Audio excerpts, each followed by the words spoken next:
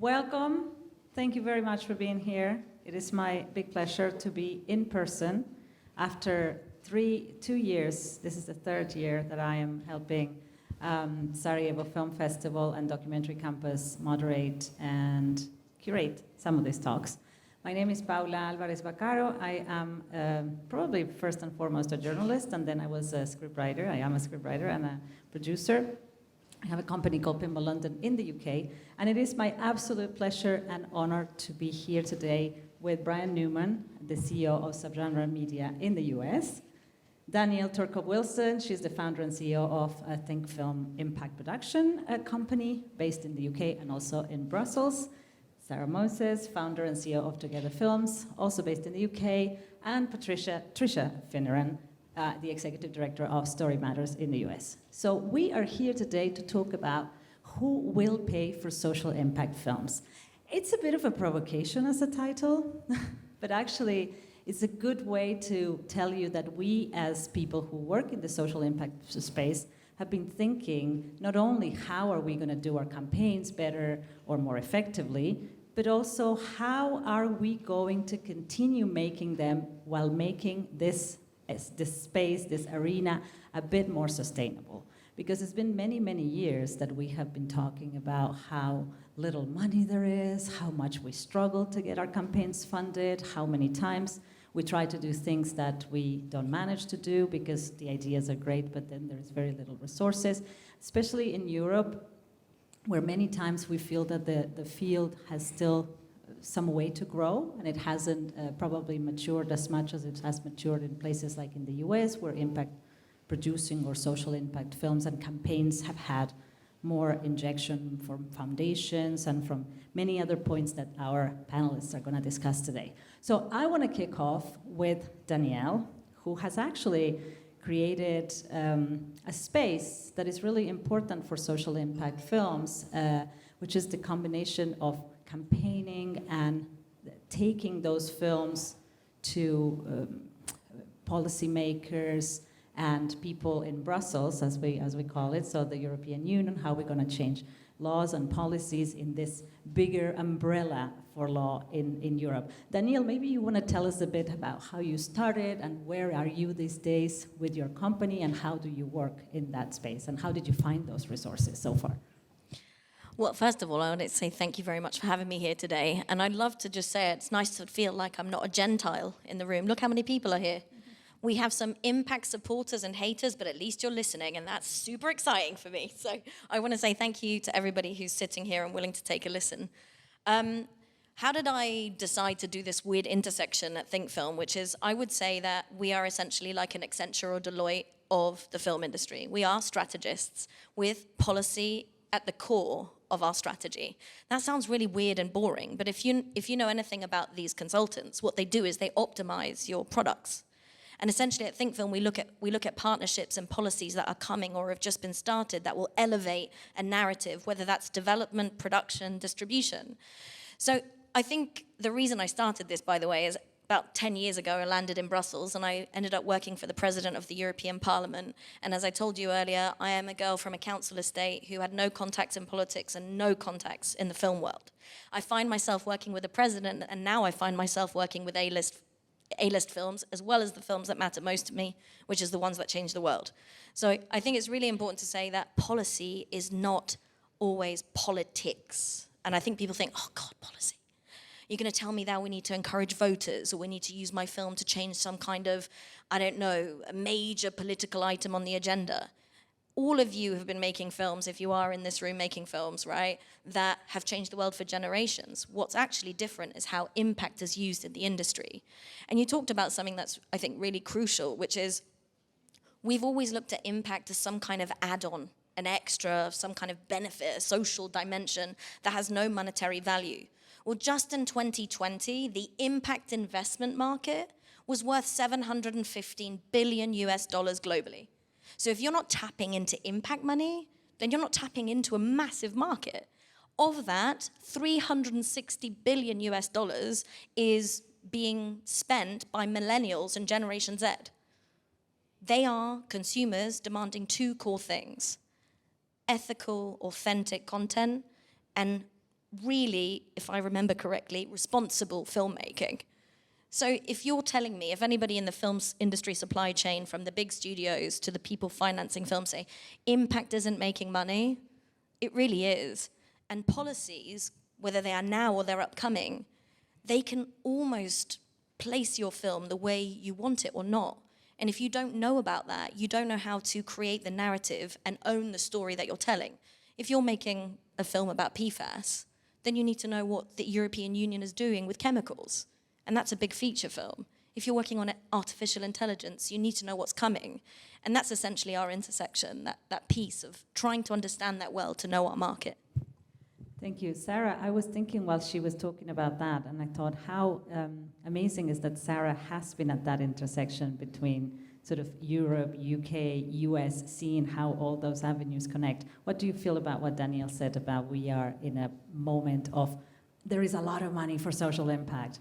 What can you tell us about that? Yeah, I completely agree with Danielle saying. I think the side of the industry that focuses on social impact is also extremely entrepreneurial in how we approach things. So when we work with filmmakers and they're like, oh, I can't find any budget for my film and I can't find budget for my campaign, like, well, who have you pitched? Oh, I've pitched the BFI or Arte. It's all the traditional like film people.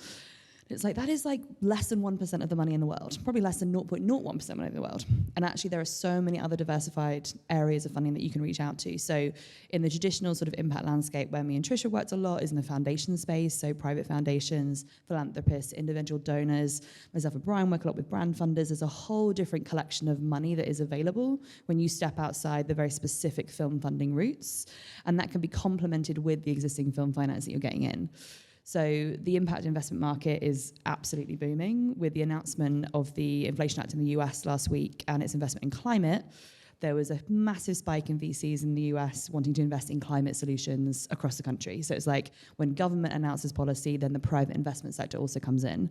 So someone who's working on a lot of climate films, that's really exciting, because if I can get money from kind of climate VCs, which are institutional investors, then that's a really added benefit to kind of what we're working on. So my primary kind of starting point for all fundraising for our campaigns is what is the money outside of the film industry that we can be gathering in for both production finance and impact finance to come through.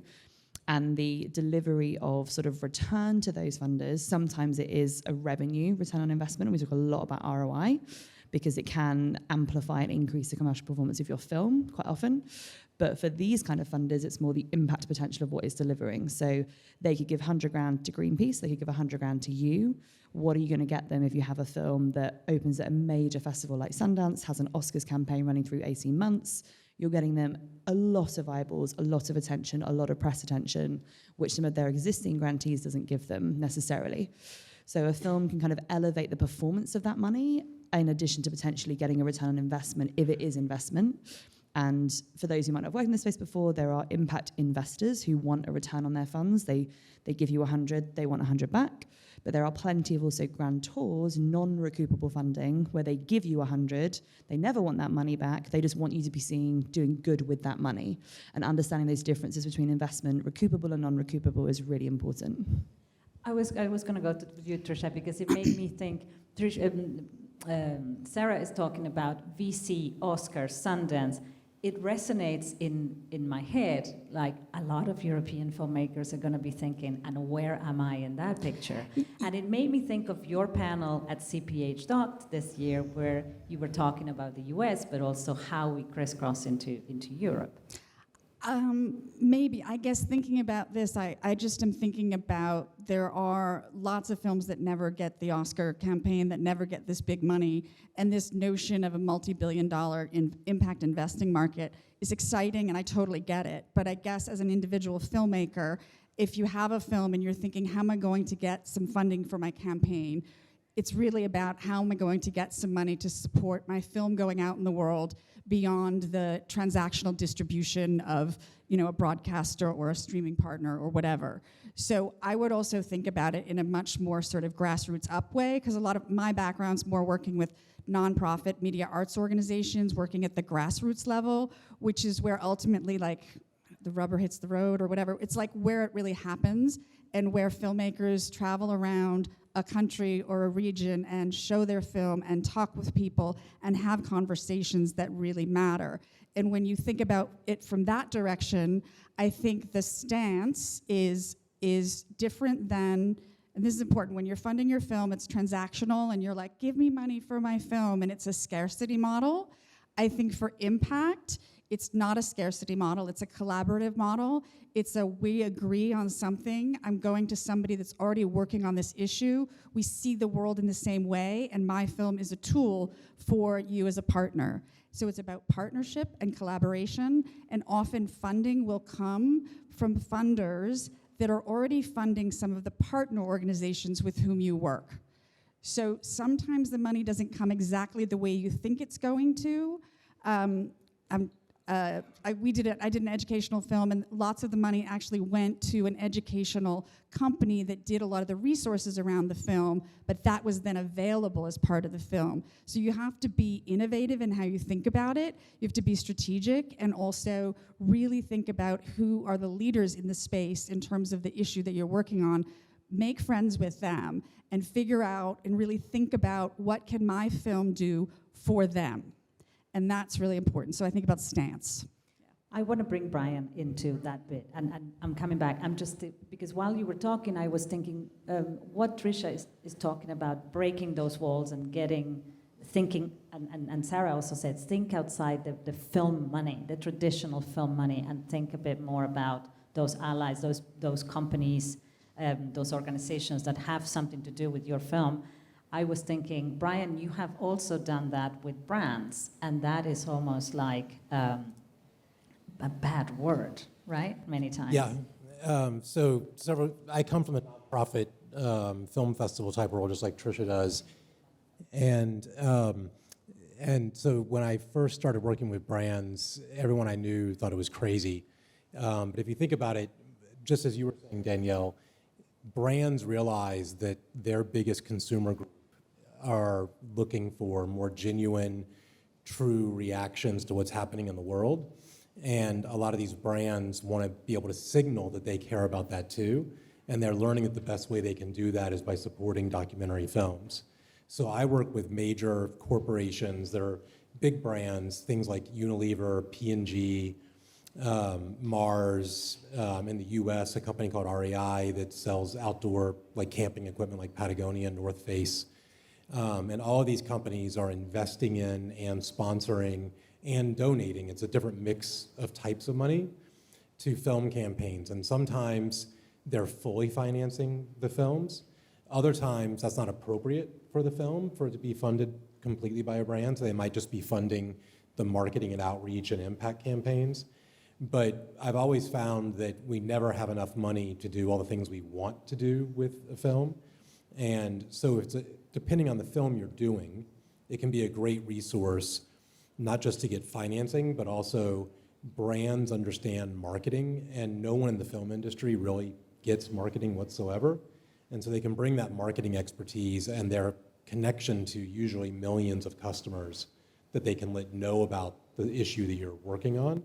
And so I find it can be very useful. You have to be very careful. You know, I personally, right now, 90% of my business is with brands, and they're brands I won't work with. I'm not gonna work with Exxon. You know, it's off the list, definitely never working with them. But there are other brands that are doing good things in the world and that I think are fine to work with. And it also depends on whether or not your film is gonna end up on state broadcasters, et cetera. We can get into all those nitty-gritty details, but it's a new area. And increasingly, in my world, we're finding that it also helps attract other financing, because now they realize, both foundations and individuals who donate and invest in films, they realize, oh wow, this is going to have a much more extensive marketing campaign around the impact, and so it can help leverage those resources. So I think it can be a great area to explore. Sarah, I know you wanted to say something, but off the heels of that, after you say what you wanted to say, I also would like to get your thoughts on what do we say about marketing and impact? How does that work? Yeah, I'll just pick up on very quickly on a point that Trish makes. It's really important. So one of the first things a filmmaker normally asks me is like, how do I find the first potential funder? Like, you're saying all these words, you're saying all like, there's more money everywhere, like, how do we do it? And a really important thing Trish said there, which I think we need to just like re-highlight again, is through these partnership networks. So let's take a very basic example. You're working on a film about human rights. Who's one of the biggest human rights organizations? Amnesty International. So one of the first things you want to do is build a strategic partnership with the partner who is most aligned to the vision and values in your film. The next thing you do is say, well, who funds Amnesty International? And the majority of public charities and NGOs have to publicly publish their annual accounts.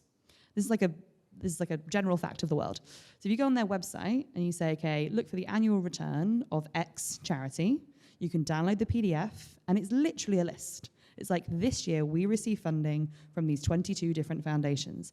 And sometimes they tell you the exact amount. Well, this person gave us 50, this person gave us 100. So immediately you have 22 funders that you could approach just from looking through one partner. And I look at this like a spider's web every time we're doing funder research. So I start with Amnesty. Amnesty gives me potentially 22 foundations I might want to look into. I then go to foundation number 1. Well, who else are they funding? They're funding Amnesty, but they're also funding Human Rights Watch. Okay, well, let's go to Human Rights Watch, repeat the cycle again.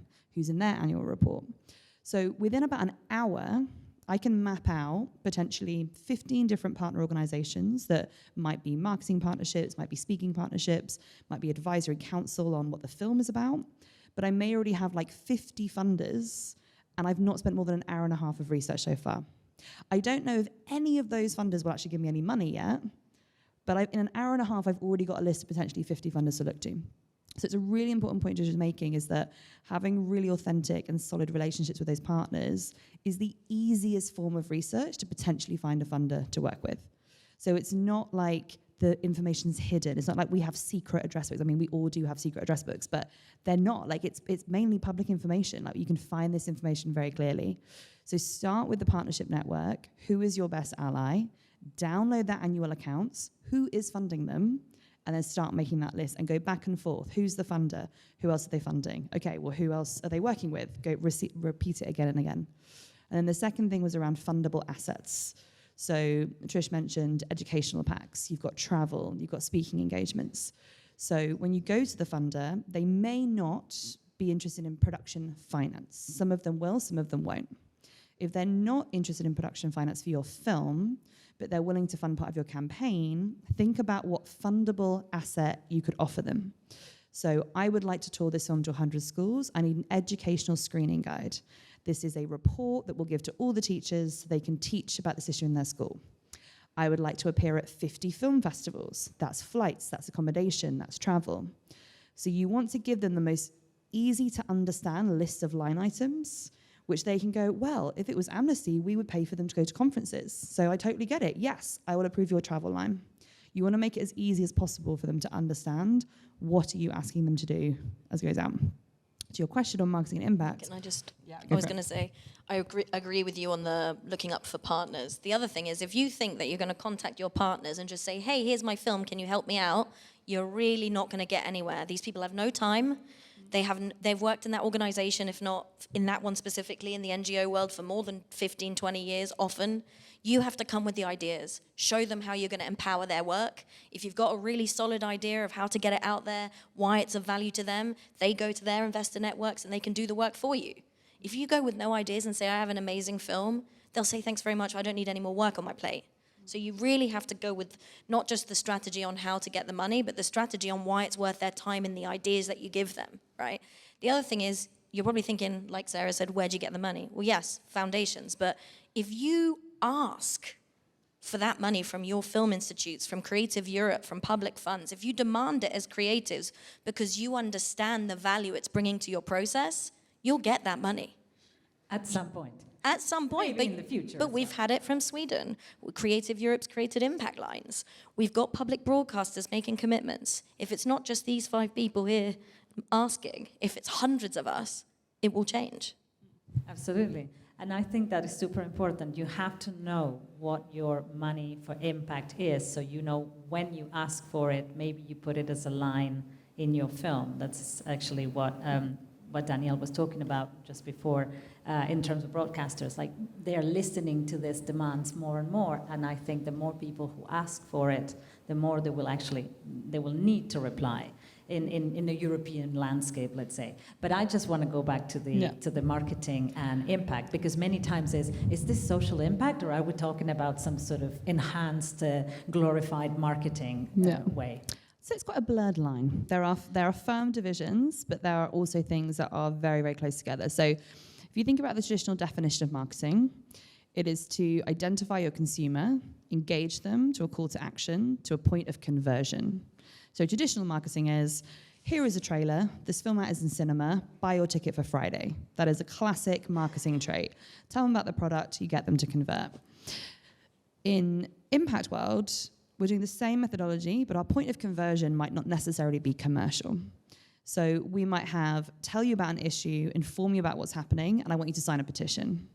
Or tell you about this issue, inform your school about this, and you're going to install solar panels on your roof. The point of conversion that we're going to is not necessarily linked to financial compensation, where traditional marketing is all about getting people to a point of conversion that increases your profit line.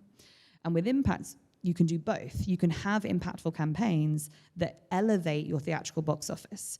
If I can get a group sale of 100 human rights students from Colombia to come to a screening at the Athena Film Festival, that's both marketing, because I'm selling tickets, but also impact, because that professor might go back into their class next week and say, well, let's really decode this. What did we learn? How can we change things around this? How can we expand this story world?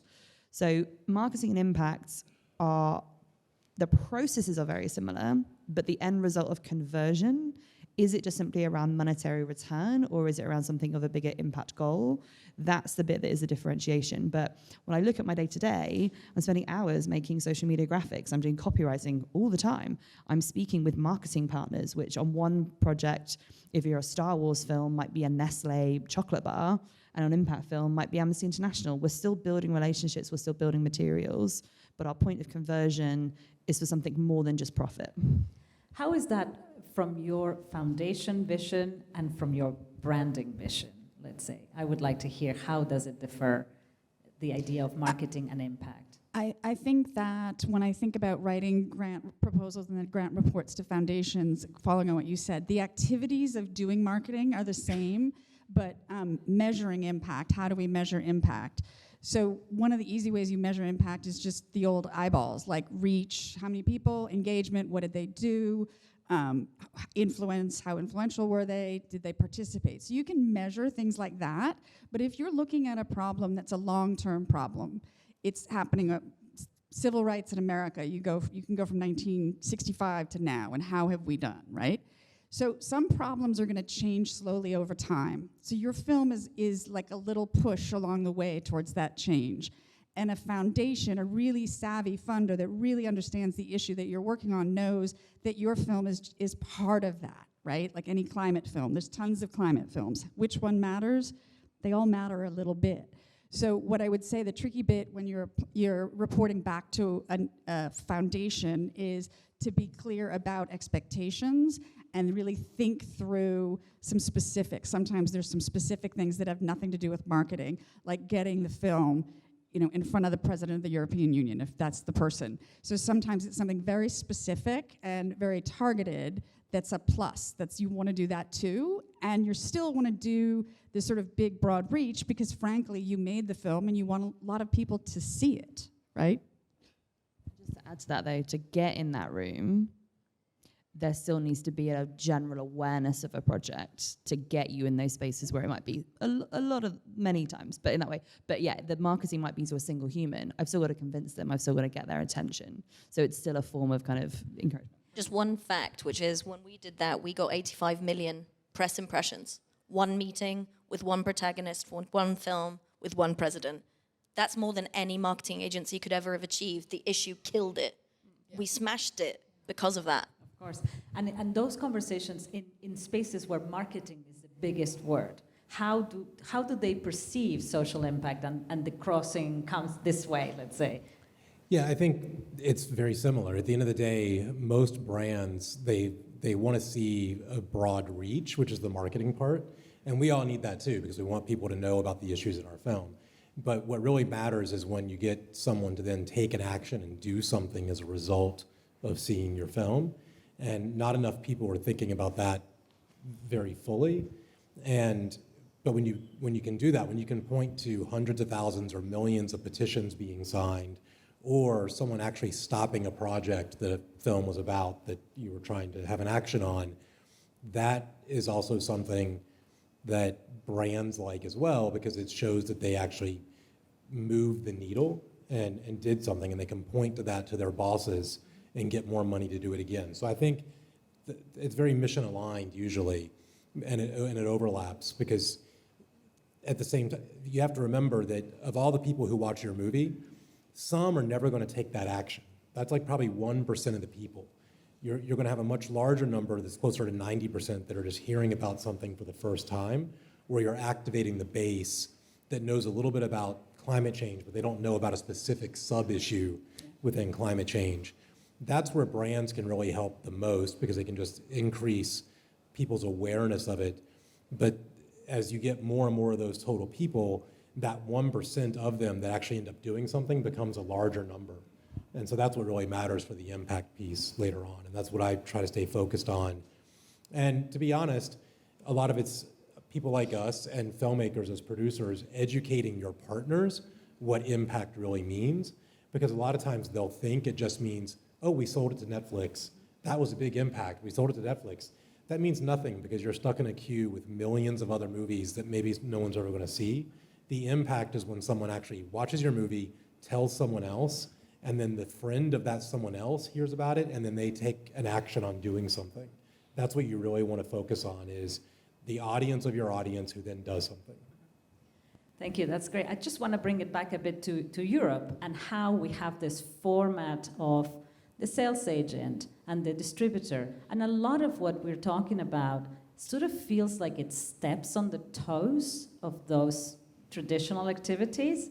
And many times European filmmakers get a big pushback from the traditional sales companies that doesn't do impact work, or doesn't do it because they don't know, they are not interested, whatever the reason. Distributors only doing the traditional exhibition work. How do we deal with that in a European landscape? And what are the things we still need to learn to kind of break it a bit, maybe? I think it's always a case of working with them and going going through the teething problems and seeing what worked and what didn't with each distributor. You know, you have smaller ones, bigger ones. I think a good example I have is I, Human, which was a film about human-centered artificial intelligence. And we brought the VP of Microsoft to Cannes for a big panel, and then we got on Cinephil as a sales agent, right? When we knew there was already some other films coming out in the market that would have been, you know, easily and continue to be competitors. But we had to get our edge. And so that's how we got our edge. Microsoft never invested in the film, right? But Cinephil was super excited because we basically agreed to carve out some impact licenses, and we sold the film because Microsoft became a supporter, an ambassador. You know, the vice president was saying we need to be more ethical. We ended up selling more than 1,000 licenses to the Council of Europe, and we ended up selling licenses across Microsoft. Now, Cinephil was excited about that because it helped them do their job. It helped them sell licenses across territories, because they could say, we've got Microsoft in, and other territories and other channels were like, okay, we'll show it again. So I think it's always a case of like how we're not doing your work, but how we can empower your work. And I think until they live it and try it, they don't really know. That's my experience. Once they do it, they go, oh, now I get it. Now I see what you're doing. I certainly don't want to be a sales agent or a distributor, so. Sarah, you're many times at the front line of those conversations. Yeah. So how is it from your point of view? Because you really have pushed that bit. So we recently launched a sales agency about 6 weeks ago. We brought over an exec from Altitude Film Sales in the UK to launch it. And it was specifically because of this point, because I would just frequently have, not arguments, conversations with different partners. And it's like, you just don't get it. Like, there's money on the table that you're not generating because you don't understand the potential here. So just to very briefly explain kind of a little bit more what Danielle's picking up on there. So this idea of like screenings with communities. So many of the time this comes under a bracket of what's called non-theatrical licensing. So this is a screening in a corporate headquarters, in a town hall, with an educational group. And each distributor has a different definition of this clause, and it makes it really annoying. because every contract is read differently. Whereas if it's in theatres, it's just in theatres, like everyone gets, that's very clear. Non-theatrical and educational has a different definition, I think, in every single contract I've ever read. So when you're negotiating it, you have to negotiate it differently every single time. So the biggest issue is that most organizations just physically don't have the resource of a person whose job it is to maximize that particular rights category. So if Microsoft wrote to a sales agent and said, hey, God, this sounds amazing. Can I please buy a license for $1,000? The sales agent would be like, oh, great, yes, amazing. Didn't know that was going to be it. That sounds great. But the likelihood of that happening without someone like Danielle or ourselves going to them and saying, hey, you should do this, is like pretty much not going to happen ever. So the way that we explain it a lot of times to the different distribution partners is, depending on the kind of contractual clause we have, it might be it's a non-exclusive position. So if that person writes to them and says, I'm Microsoft, I'm going to pay you $1,000, they can do it. But if we go to them and say, pay $1,000, then we can kind of bill that and invoice that and have it come in. Sometimes we're just passing leads to them, so it really depends on what the contract is. So, hello, sales agent, here are 10 people who are interested in buying. Can you please speak to them to close it, to invoice them, to get the money from them? That's a bit more annoying because I want to make sure that they've actually closed and it's all happened. But the value of that can be massive. So some of the screenings that we do with corporates, we also had a film about racial bias in technology. And sometimes the screening licenses, normal ones, $200, $300. Sometimes they're $5,000, $10,000. There's examples of ones that have sold for $25,000 to a single organization. And you could be doing that 10 times with one film. That's 250 grand of money that literally does not exist in your sales agent's company and will not exist unless you make kind of a proper plan to make that happen. So the non-theatrical clause in your contract from an impact perspective is the most important contractual clause you have. And most people don't even know it exists, know how to read it. And most of the distributors do not know how to exploit it. And so when we can go to them with the commercial purpose of it, then they can get more interested. And then the flip side of this is it depends on the audience target that you have. So we have plenty of films. We have a film at the moment called Battleground that premiered at Tribeca that's all about the abortion crisis in America. I can't charge an underfunded, stressed out abortion center $1,000 for a screening because they are currently fighting the federal government on being able to still be alive, let alone send any money. So in those scenarios, the things that kind of me and Trish would normally do is then go to a foundation and say, look, these people cannot pay. There's no physical way of them being able to pay for a license, but it is vital that they see it in this setting.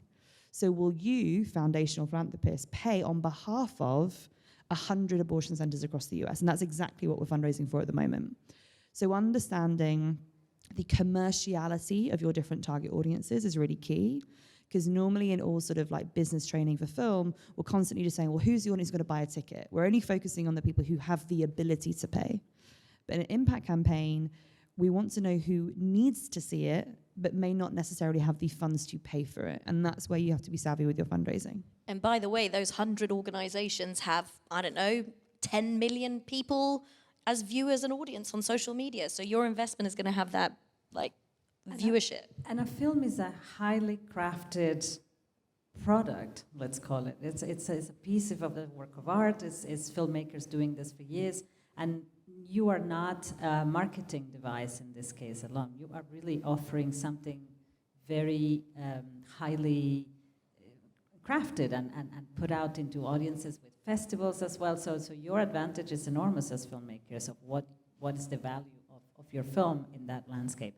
I am conscious of something Tricia said, that where the tire hits the ground, and to me, the tire hits the ground in this room as well, with all of you working in the space. Many of you already work in social impact, so I just want to make sure that if anyone has a question or a comment at this point, we give you a bit of space for that. Anyone wants to say something or add a question to this conversation? Farida, yes, it would be great to hear you.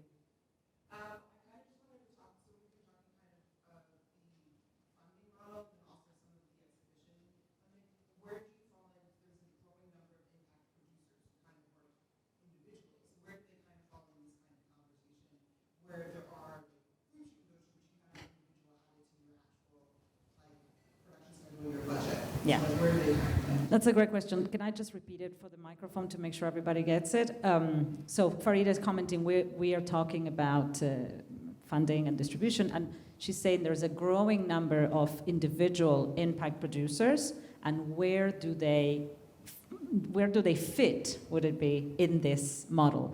Trisha, you were one of the, in my first training as an impact producer in 2012, you were one of my trainers, so I think you have I mean, when the field started and we first called ourselves impact producers, we had a name before we had any money for it.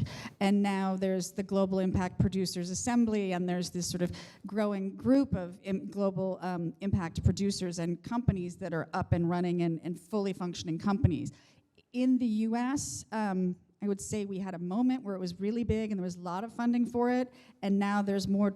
I actually think there's more people trained than there is money ready to go to it, but I think there's impact investing money and foundation money and brand money that just needs to be educated. So my answer as if I were an individual filmmaker, before I approached any of these great impact producers, know that there's great people out there. They tend to specialize in different things, so that's good to know. And do your homework. I hate saying that to anybody in a panel, it's annoying, but like do as much strategy as you can, so you know as much as you can before you go to an impact producer, so they don't have to do all the basics with you. You want to, it's like, think of them like an impact lawyer. Like you want to do all the work in advance as much as you can before you go to the lawyer. And then go to an impact producer, have a conversation, get a sense of how much they're going to charge, and start looking for funding. It is a chicken or egg with funding versus not. Some impact producers raise money and some don't, right? So it's... I think also the question is an impact producer a line in our budgets? It's an impact producer someone who we put, a sound person, a DP, an impact producer? What are the thoughts on that, It depends. Brian? It should be in your budget from the very beginning, and generally speaking, especially today, you should be thinking about your distribution, including impact, at the very beginning stages, making your budget, because not every single thing you could potentially do with your film is a right that's going to actually be bought or sold with every distributor. And if you've thought through what you want to do with your distribution, that's when you can begin to negotiate what you want to carve out from your different deals, because you know you want to do it. And if you've already at least had the conversation with that professional impact producer, they can tell you what they would charge to do X, Y, and Z. You can also put what you're going to do into your pitch materials and explain why it's important in your budget. And absolutely, with the brands that I work with, we are designating a portion of our budget specifically to distribution-related items, which include marketing, but also impact, not just combined, but as two separate line items. And they're not things that can be cut. They're things that we are raising the money from the very beginning. And it's very hard to do, because when you're making a movie, you want to put every dime that you raise onto the screen. But at the end of the day, no one's going to see that if you didn't save some of it for your impact campaign. Yeah, we try and encourage everybody to at least 10% over budget. So whatever, if you're making a film for 50,000 euros, you're making a film for 5 million euros, don't care what the number is, add 10%, minimum 10%. Because the dream of you get into your big festival, that's so exciting, yay. That's a bill for 20 grand if you get into Sundance. That's a bill for 40 grand if you get into Venice. Depending on where you get into, and if you haven't got a sales agent on board yet, that's a hell of a lot of money to spend. But also you can maximize that with your funders. So to Brian's point, if I'm meeting with a financier about the film production budget, I always say, great, you want to give me 25,000 towards production, but if no one sees this, what's the value of your investment? So I want another 5 to go into this separate pot for distribution and marketing. Because if no one sees it, then your investment is worthless at this point. So there's a way that you can argue for that in those pitch meetings.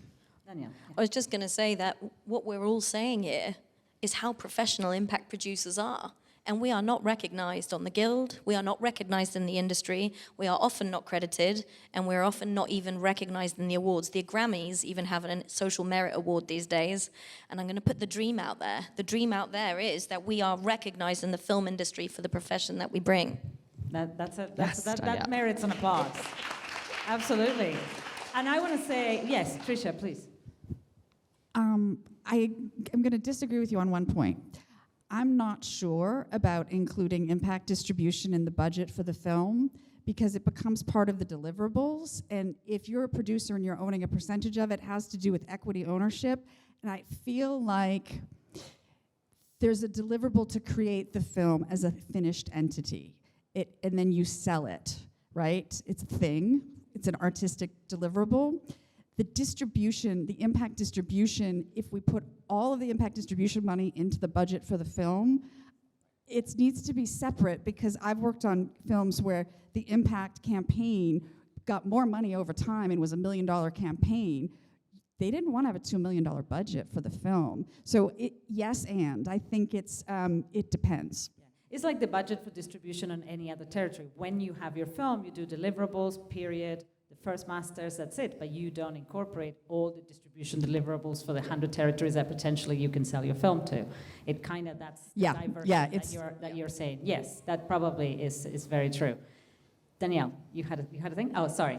I wanted to say, on the heels of how professional impact producers are, I think, yes, absolutely, the field has grown a lot. And a small note on good practice, when you call an impact producer to say, I have this film, I would like to tell you something about, and you keep an impact producer for an hour and a half on the phone, and they give you their ideas, for the love of whatever God you believe in, please do not go and use their ideas, and do not hire them.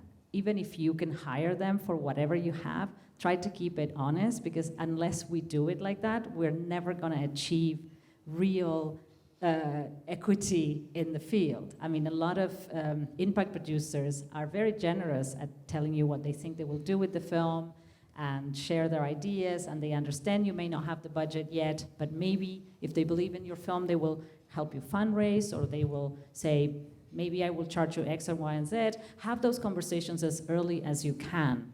I was just going to say that often when we've come in early as impact producers, you know, we've managed to get financing with some of the strategies that they wouldn't have had as creative producers on their own. We've ended up co-producing content. Because for us, impact strategy is also thinking about creatively how powerful that narrative is. It isn't just about, you are, exactly as Brian said, you are thinking, with impact, you're thinking about your audience, even before the first scene is filmed, even before your first protagonist is found. You are thinking about how to garner that audience so that when you go to your finances, you can say, hey, this is why we need money. We've already got this much audience, and this is the need. Yes. Any other questions? I have a question at the back. Yes, a very practical question. From the point of view of independent producer who has maybe co-production going on, how shall I consider your contribution? It means, do you take risk, financial risk, in enter the co-production? Or is it to consider as more as a service? You understand what I mean? Yeah, of course. I mean, a co-producer will always share the ownership and the copyright of your film. It brings ownership in a territory. It brings ownership on a percentage. An impact producer, unless it's representing a production company and therefore a country or a territory, is very unlikely to own part of your film, and therefore it cannot take a risk. It is a service as I see it. But of course, please, go ahead. Our model is completely different. We do hybrid, so it depends really on each project. We have an assessment criteria at Think Film, and if your film is something that we believe is really a Think Film film, and you're early enough in your production, we might, you know, say, okay, our usual fees will drop down 50%, 75%. We'll take percentages of production, and we'll become a country stakeholder in that. But it's like a co-producer. Like a co-producer. Okay. So you have a country grounding. Let's only with when your it company. Exactly when we feel that film is something that we can get our money from our private networks, where we can leverage maybe a sales deal with a with a broadcaster. But I think that comes with when, like any of you know, when you work for so many years in the industry, you build up relationships. So suddenly you can go to someone and say, hey, I've got this film. You can check in advance. You can say, do you think this is something you would invest in? And what we do is broker a deal that means that if we bring that in, we take that percentage. Of course, if not, you know, we are impact producers. I hope we're super ethical with the way we do contracting, which is not stealing part of your equity. I think that's unusual, but you wanted to say something, so I'm handing you the mic. So we've also recently done a kind of a different configuration, but something to what Danielle's saying. So we disclosed a new fund of $500,000 for specifically focusing on climate change films. And this is with the foundation partner. It's over a 3-year period. And essentially, we can then choose which climate change films we want to contribute to and work with. We're not going to put that money into production finance currently in the model that we have. We may do that in the future with different funds like this. But it means if a project comes to us and says, we'd love to do the XYZ with our film, we have $0 in our budget right now to do this, but we think it is of the merit that we want to be kind of involved in it. Because we have this grant allowance now, we're able to say, okay, fantastic, let's do a period of 3 months of scoping work with you. Let's really assess what that potential is. And then if we think it's something greater, we might go and fundraise more kind of on that. So that's specifically for our climate change work over the next 3 years. And we're hoping to do a similar type of fund with a human rights kind of grantor. So the other way of that is normally someone coming to us and saying, we'd love to work with you. And it's like, well, if you have $0 budget, I can't engage it at this point. So in the same way, if you went to a cameraman and said, can you come and do a week's filming, but I can't pay you yet? It's like, well, no. So it's a similar moment in that way. So because it's quite service dependent in some contexts, that gives us then the flexibility to say, like, we really, really love this film. I understand you have not yet raised that finance, but we can put in X amount from this contribution to get going on that work with you. Tricia and Brian, your thoughts on that? And then I have I'll be quick. There's two on my organization's Story Matters Media, and there's a thing on my website that's the Art of Pitching for Impact. It's a really simple version of kind of walking through your strategy questions. Probably my colleagues have similar things. There's also the Impact Field Guide, which is a really, really big resource to help you develop your strategy. So I think it's worth going through that. The equity or the co-production model is one model. It started out being more that impact producers were more similar to the way you hire a press agent. They were an add-on, and now it's really a moving target. Yeah. Brian, anything to add? We're good. Perfect. I have a question over there and a question over here. Yes. How likely is to reach any like a student without any background in financing or marketing? Where should we start? Okay, how likely am I to reach any funding as a student without any background in financing or marketing, and where should I start?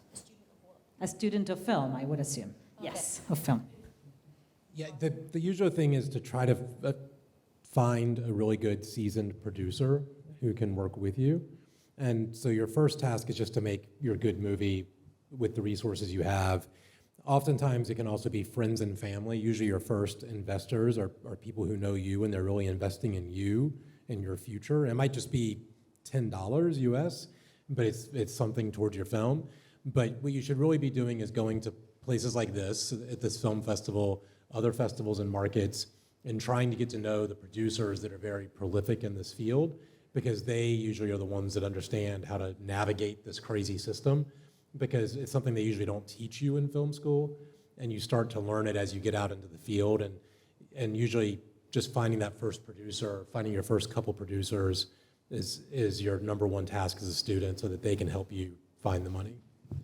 I was just going to add, which is, I really hate to say this to you, but when you have no money and you can't get a producer yet and you can't get anyone to buy into your project, you have to do it all.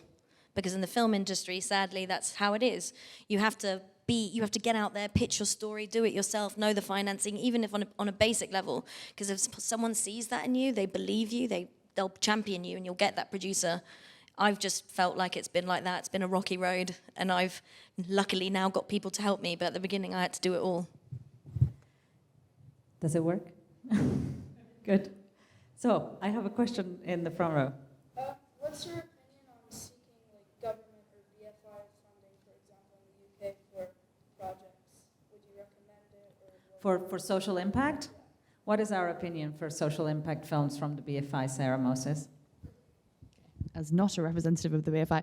I think it's when you're looking at more of the kind of traditional film funders, it comes back to the point of is your film a good film?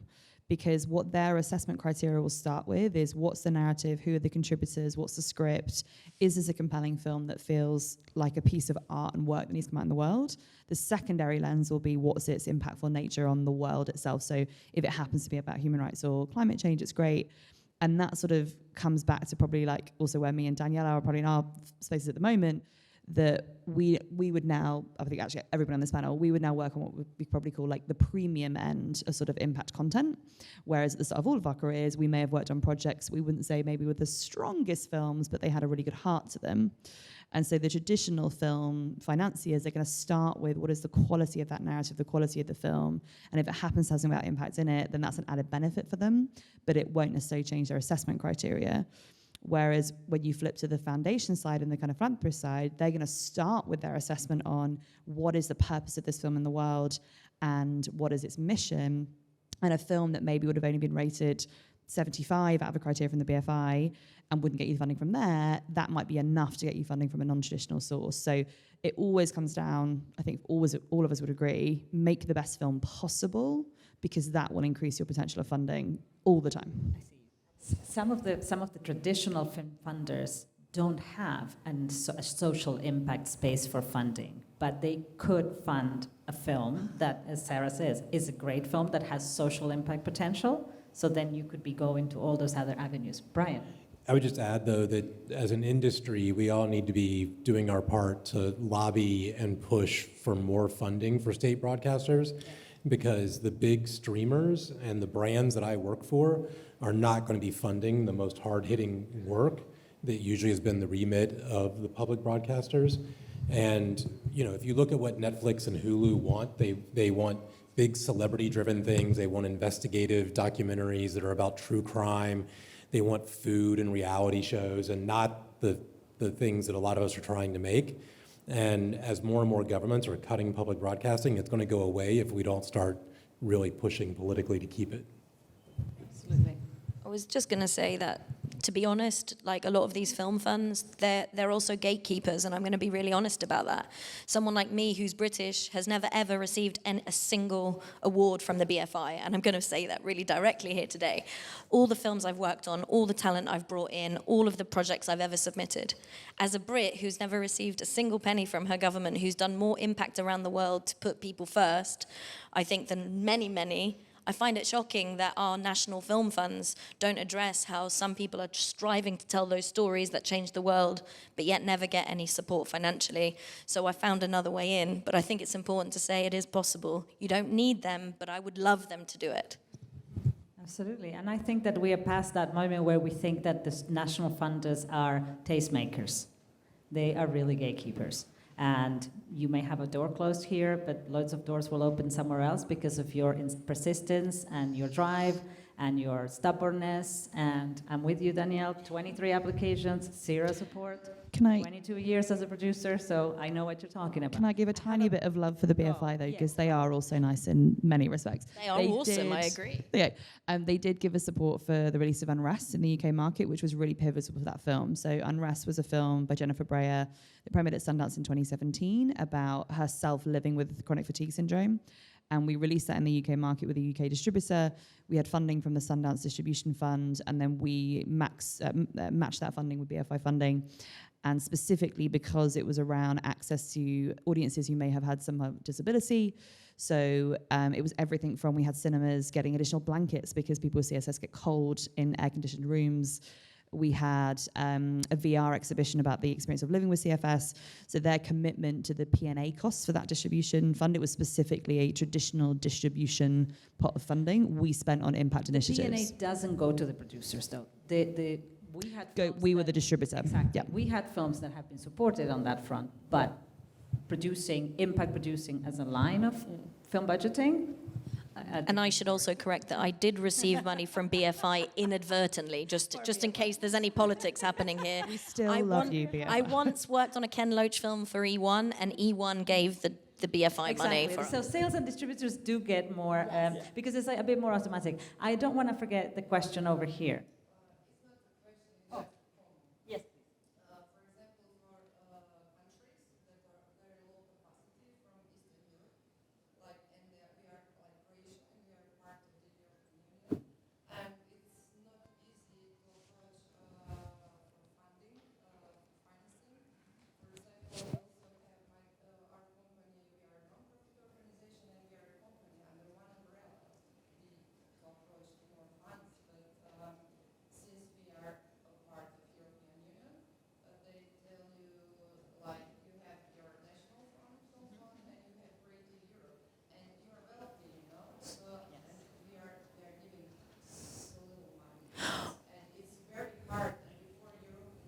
Yes. There was much bigger pool. Yes. So just to amplify for the rest, our colleague here is talking about how it's about the regional funds and the national funds and the European funds, Creative Europe, as we know, or the national fund, in her case, Croatia, and how difficult it is to get that kind of financing for social impact. That's in a nutshell what you're saying. So I guess that my intention with this panel and the little provocative title is acknowledging your situation, like many in the European Union, especially in Eastern Europe, and saying there are many other avenues. Think beyond your national film funds. Think beyond your regional film funds. Look into foundations. Look into the broadcasters. Look into those individuals that are paying for things that matter for your film outside your national and regional funds. Yeah, it's difficult. I hear you. It's extremely difficult. But there are other roads that I think those countries and regions are not tapping enough. And this is the kind of provocation that I wanted to bring and the inspiration, hopefully. But you're Croatian, right? You said you're Croatian. You have members of the European Parliament, right? You have members that represent your country in the European Parliament. You can ask all of them to petition the budget line of the EU to say that they need to put more creative funds in the Creative Europe Media Fund for Eastern Europe.